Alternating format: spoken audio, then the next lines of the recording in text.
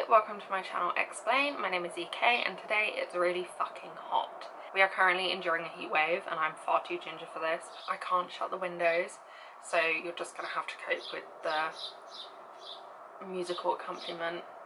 Today I want to talk about anachronisms and whether or not Anne Boleyn is the first feminist.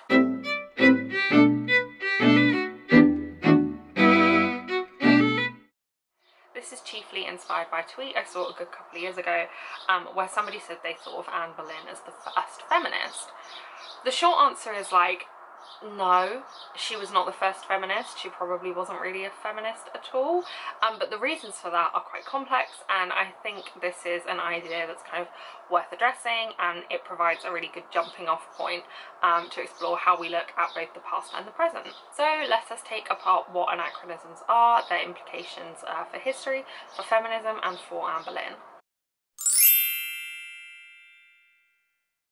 At the most basic level, an anachronism is something that isn't accurate to that historical era. It's where you take something from one era or period of time and apply it to the wrong era or period of time. An example would be like a book set in the 15th century where somebody used a microwave to cook a meal, or a Victorian era murder mystery that used post-it notes as a plot device.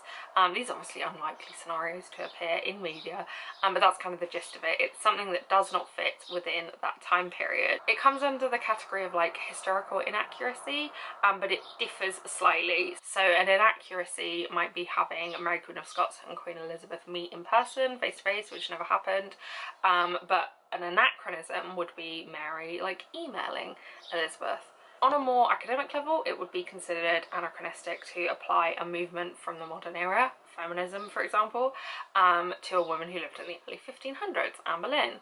And the general disapproval of anachronism in historical scholarship stems from an idea called historicism, which is a school of thought in history that's very dominant and has been from kind of like the 19th century onwards. Historicism argues essentially that people are a product of and kind of inescapably influenced by their historical context. So if we look at like Martin Luther, one of the instigators of the Protestant Reformation, we can most effectively understand his ideas, the responses to those ideas, and the trajectory of his life and the Protestant movement within the context of when he lived. So looking at late medieval humanist scholarship, humanist education, and the rise of literacy, frustrations about the Catholic Church and corruption that was kind of going on in the late 15th and early 16th century. Historicism means that Luther kind of lives and dies by those factors. So, marrying Anne Boleyn to feminism is not historicist. It's considering her connected to a movement and a set of ideas that she never would have interacted with in any way. Feminism is historicised too. It emerged from kind of modern contexts, power dynamics, and the political and economic context of the modern world. As a kind of caveat, Anne Boleyn lived in England. Feminism is obviously not like tied to this location. It's a global movement and has kind of innumerable iterations across the globe, but if we're looking at Anne Boleyn as a case study, it is kind of necessary to focus mainly on feminism as it has existed and exists in northwestern Europe and then kind of the Western world. So looking at feminism in those places, you might look at like voting rights, abortion and reproductive rights, gender discrimination in the workplace, but none of that has any kind of central relevance to Anne Boleyn. In the 16th century, women could not vote in England, but nor could most men. Parliament was much more tied to the monarch in a way that it is allegedly not today. Reproductive rights and kind of the relationship between gender and reproduction was more central to Anne Boleyn's life and to the lives of all of Henry VIII's wives. But when feminists talk about those things today, they are talking in a world where abortion and contraception are much safer and more widely available and more reliable. Gender discrimination in the workplace was probably not very relevant to Anne Boleyn because she didn't really have a workplace. Most people in northwestern Europe in this time, and especially in England, didn't have necessarily like a workplace in the way that we would conceive of them today. A lot of economic output took place within the household and within the house itself. There was gender division of labour hugely, but it's kind of hard to translate like modern ideas about labour and work to a world before the development of like free market capitalism, before industrialisation, before some of like the key agricultural developments existed that have kind of shaped how we conceive of like production and output and imports and exports and all those kind of like economic things. That's not to say that there weren't kind of comparable pre-modern movements for women's rights, either generally or specifically.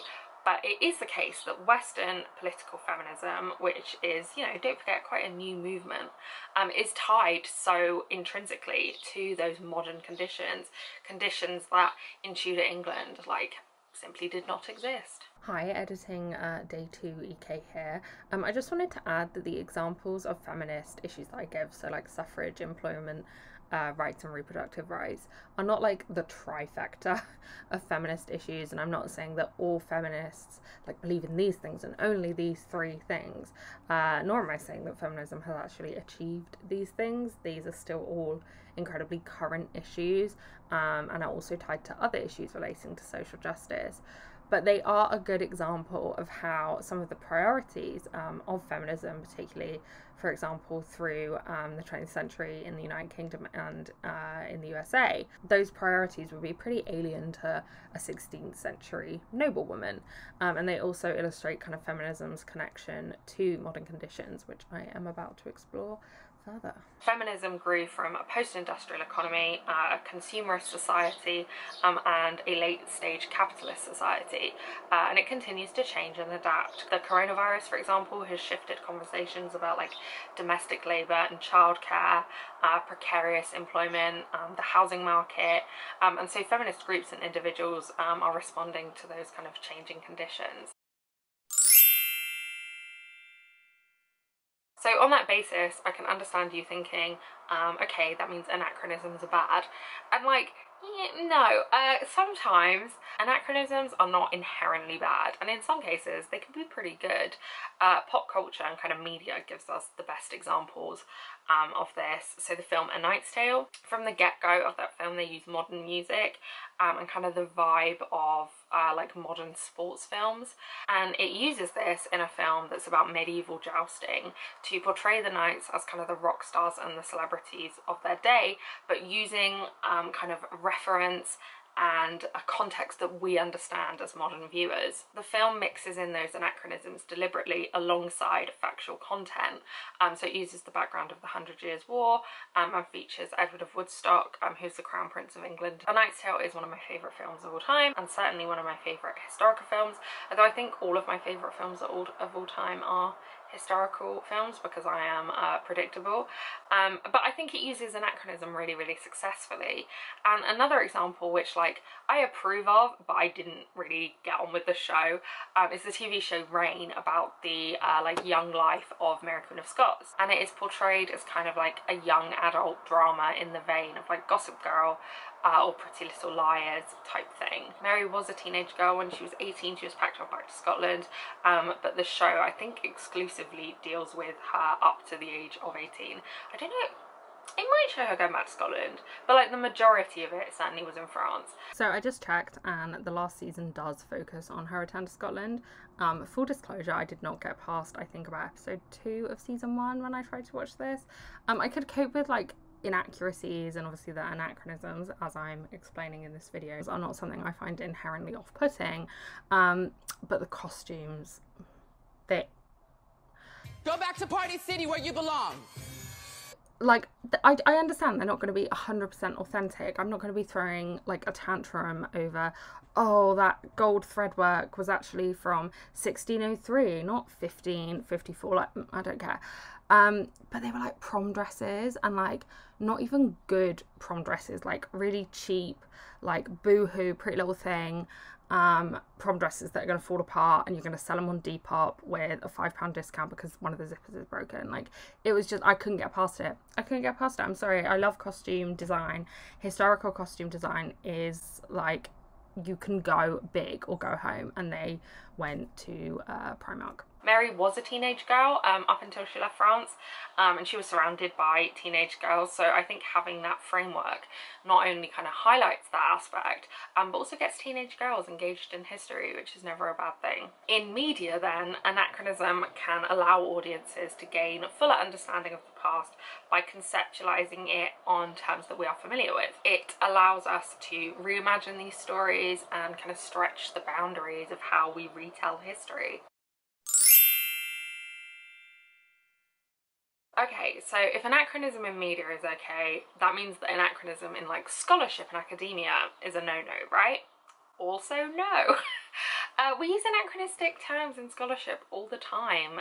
The Renaissance, the Industrial Revolution, the Wars of the Roses, the 100 Years' War, the War of the Three Kingdoms, which sometimes gets called the Civil Wars or the English Civil Wars. All of these terms kind of arose after the fact, but they are considered perfectly valid descriptors for that event or that era. They're not incontrovertible. Periodization is quite a complex and like contested area of scholarship about basically when do we decide that an era stops and starts, particularly because the people in that era wouldn't necessarily have recognised them as being in one or the other, or perhaps at like the junction of when it shifted, for example, from the medieval to the early modern. But that's kind of like, that's a whole other video.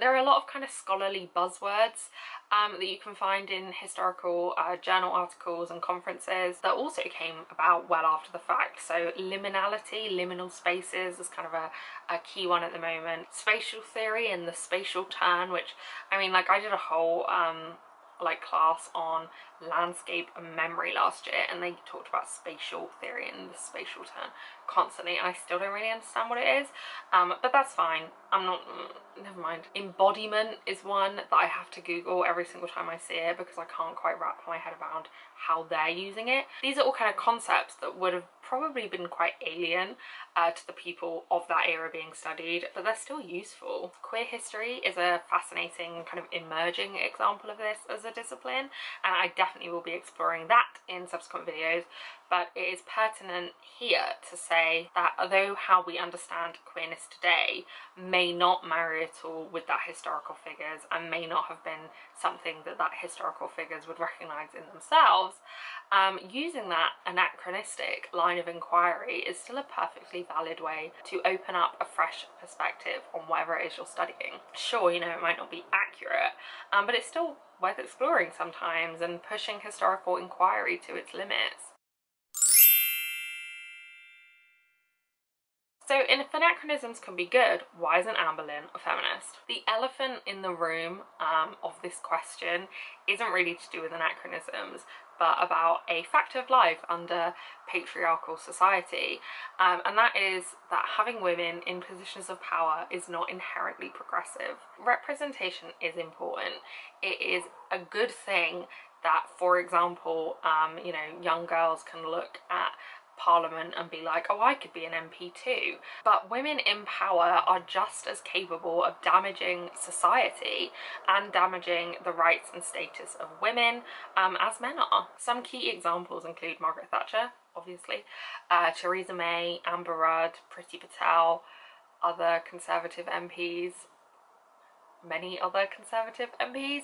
You know, they've all weakened the rights and security of women through, for example, cutting funding to education, splitting up families as part of their hostile environment against non-white people living in the UK, reducing legal aid that vulnerable women might need, as well as generally weakening the fabric of society and the bare bones of communities in kind of late 20th, early 21st century Britain. Examples from the past include like Nancy Astor, who incidentally was the daughter-in-law of William Wardolph Astor, who was like a rich bloke, and he bought Hever Castle in 1903, which was the like childhood home of Anne Boleyn.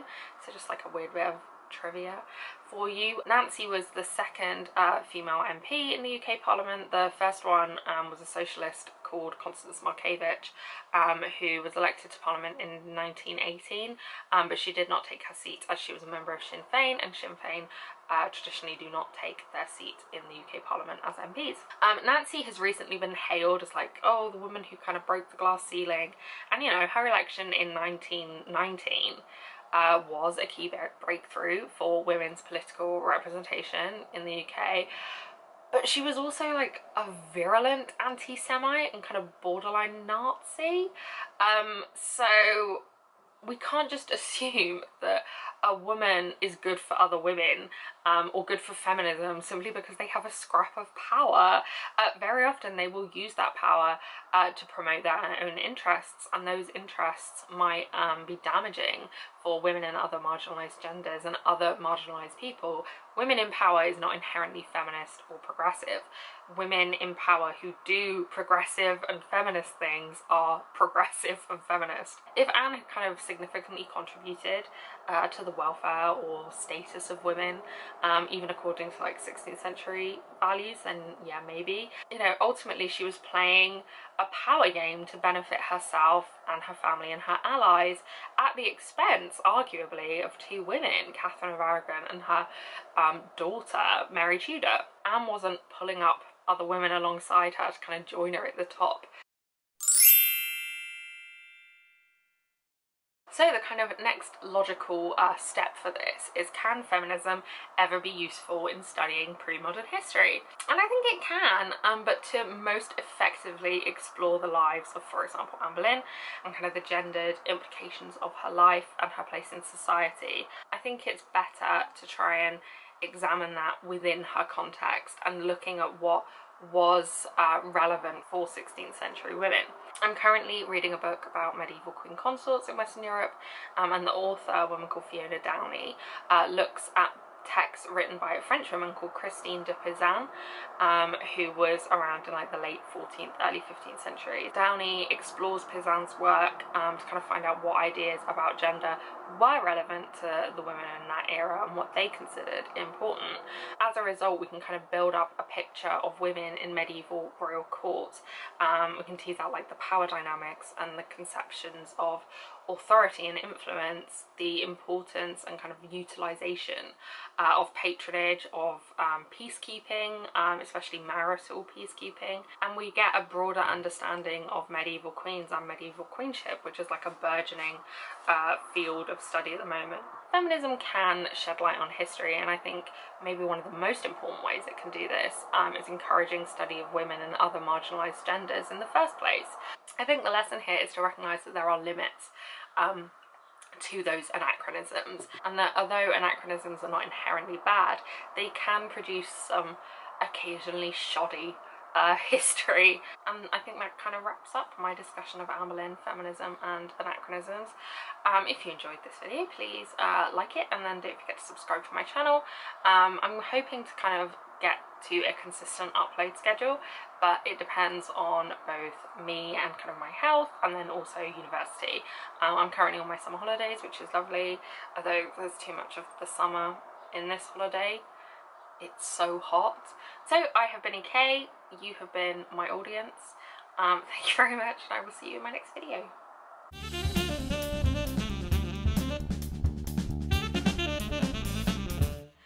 But none of that really has any relevance to relevance. Wow, I'm like a pin-up. I'm a sexy bombshell.